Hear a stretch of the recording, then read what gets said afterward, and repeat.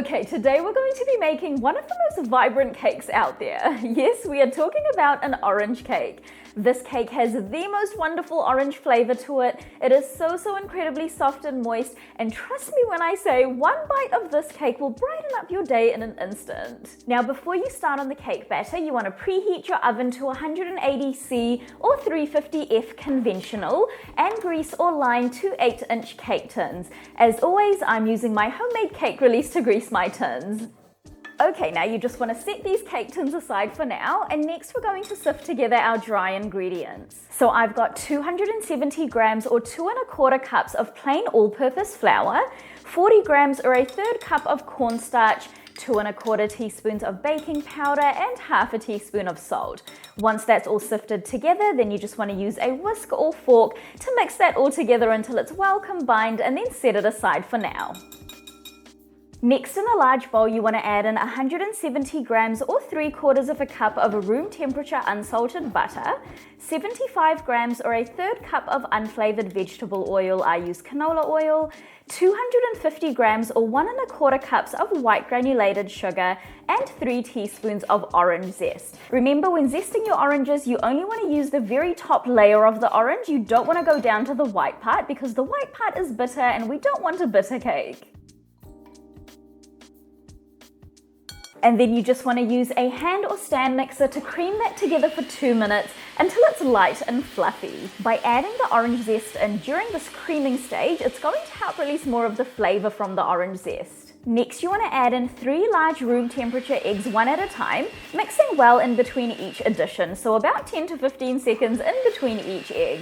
It's also really important to make sure that your eggs are at room temperature, otherwise they're not going to mix properly with the other ingredients. Okay, so our batter is already smelling incredible. I can really smell that orange coming through.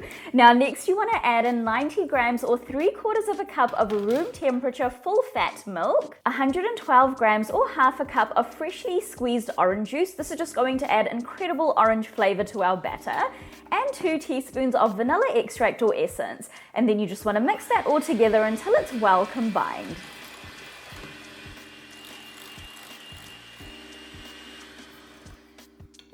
Now, as with most of my recipes, the last step will be done by hand, and so you just want to get all of that batter off of your attachments and then just put your mixer away. So to finish off the batter, add in the pre-mixed dry ingredients from earlier into the wet ingredients and fold that in until just combined. You want to avoid over mixing, so only mix until you can't see any more streaks of flour running through the batter and the batter is evenly mixed. Okay, so that is our batter all done. I honestly cannot tell you how incredible it smells. And now you just want to evenly distribute this into our 2 pre-prepared cake tins. Once that's done, I like to weigh my cake tins just to make sure that the batter is evenly distributed. This just helps to make sure that the cake layers bake more evenly. And then I level out the tops, drop the cake tins lightly on the counter to remove any large air bubbles.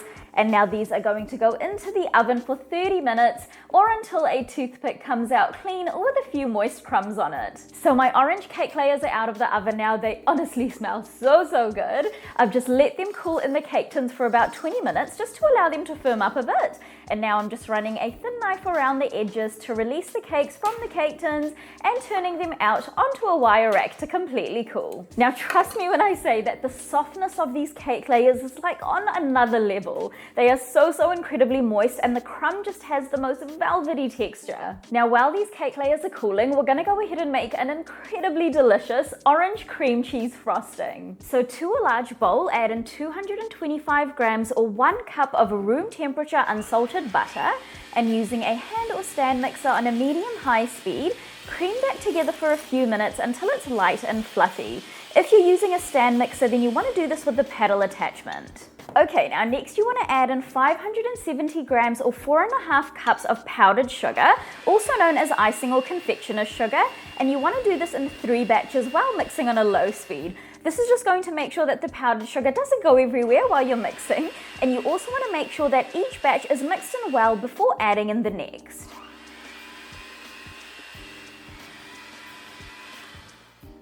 Now to finish off, you want to add in 335 grams or 1.5 cups of cold cream cheese. You want to make sure that you're using a firm cream cheese, not a spreadable one. 1.5 teaspoons of vanilla extract or essence, 2 teaspoons of orange zest, and 1.5 tablespoons of freshly squeezed orange juice.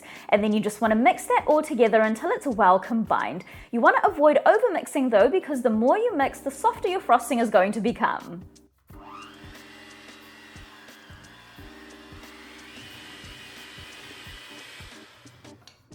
Okay, and that is it. My orange cream cheese frosting is all done. So my cake layers are completely cool now, so we can start decorating this cake. So my cake layers are already quite flat, so I'm only going to take off a very small layer off the top just to get rid of that dark caramelized top. And then I'm also going to trim off the caramelized edges. Now this is optional though, so you can skip this step if you prefer.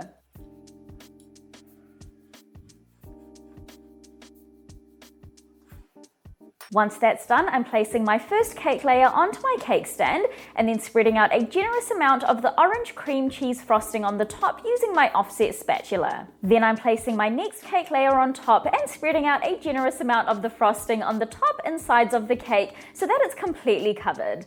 I'm then using my cake scraper to smooth out the sides, and then I'm also using my offset spatula to bring that top lip of frosting into the middle of the cake so that I have some nice smooth edges.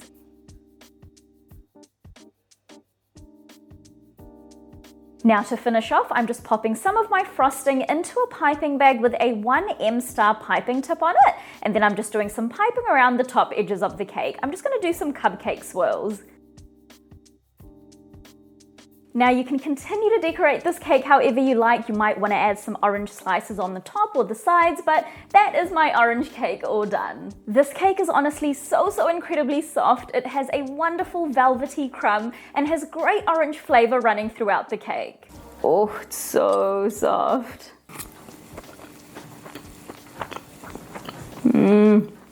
It literally melts in your mouth. The cake layers are like so light and fluffy. It's almost like a sponge cake, but it's not. And it's got a wonderful orange flavor to it as well. So that is it for today, guys. If you do decide to give this wonderful orange cake a go, then please do leave a review on my blog. It really helps my content out and I absolutely love hearing from you guys. I'll see you in the next video.